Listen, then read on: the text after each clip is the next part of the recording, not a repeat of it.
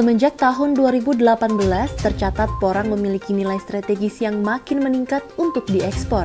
Pasalnya, menurut data Badan Karantina Kementerian Pertanian, Indonesia berhasil mengekspor porang dengan nilai lebih dari 1,3 triliun rupiah pada tahun lalu ke negara tujuan Jepang, Tiongkok, Vietnam, bahkan Australia.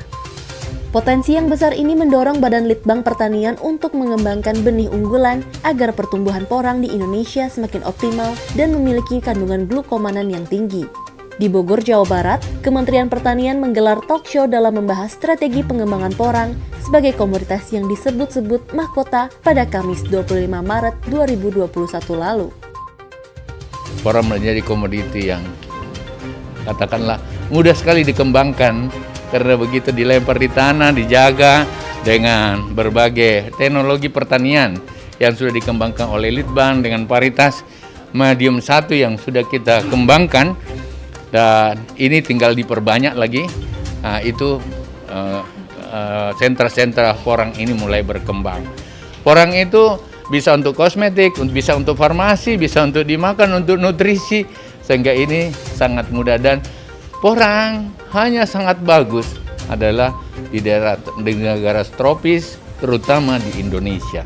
Oleh karena itu, ini menjadi komoditas yang harus kita dorong bersama. Dan Litbang bersama kita semua hari ini melakukan talk show, tidak layak untuk menemukan strategi-strategi yang tepat di budidayanya, di pasca panennya, kemudian bagaimana menghilirisasinya menjadi industri, jangan menjual umbinan keluar, tetapi diindustrikan melalui chips, melalui powder, dan pada gilirannya tentu saja pasarnya kita bisa mengatakan kita main dalam pasar dunia yang ada. Menurut Kepala Badan Litbang Pertanian, Fajri Jufri mengatakan, Indonesia baru mencukupi 10% dari kebutuhan porang di dunia.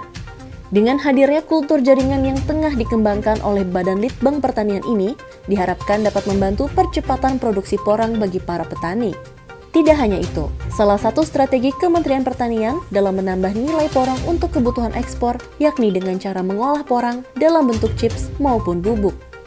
Kita sudah punya teknologi kultur jaringan untuk memperbanyak benih ini, sehingga mau berapa juta saja kita siap dengan laboratorium yang kita miliki se-Indonesia itu, dan kita juga sudah kerjasamakan dengan perusahaan swasta, sehingga bukan kita hanya mengerjain, jadi termasuk mitra stakeholder kita siapa saja anak bangsa yang mau membantu, karena kebutuhannya kan banyak.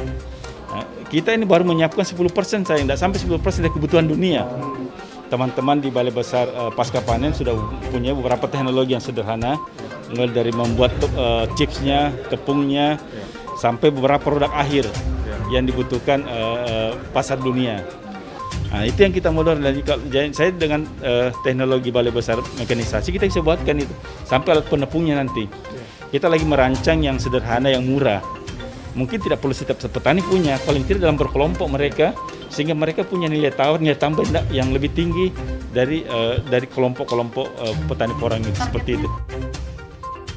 Di samping itu, pada talk show ini hadir pula Sahar, seorang petani milenial porang yang telah mengembangkan komoditas jenis umbi-umbian ini selama 3 tahun belakangan. Sahar mengaku, meskipun porang tidak memerlukan penanganan yang rumit, petani harus pandai menemukan pasar yang tepat. Nah, pemilihan bibitnya harus menggunakan bibit umbi kalau kita mau dapatkan hasil yang bagus. Nah, dengan bibit katak paling itu sekitar 6 ons hasilnya per 8 bulan. Nah, dengan bibit umbi kita bisa menghasilkan 1 sampai 4 kilo per pohonnya. Dan petani-petani anak muda, kita nggak boleh malu jadi petani. Saya alhamdulillah sudah merasakannya. Betari Laras, Novan Dwitra, Tim TV Tani mengabarkan.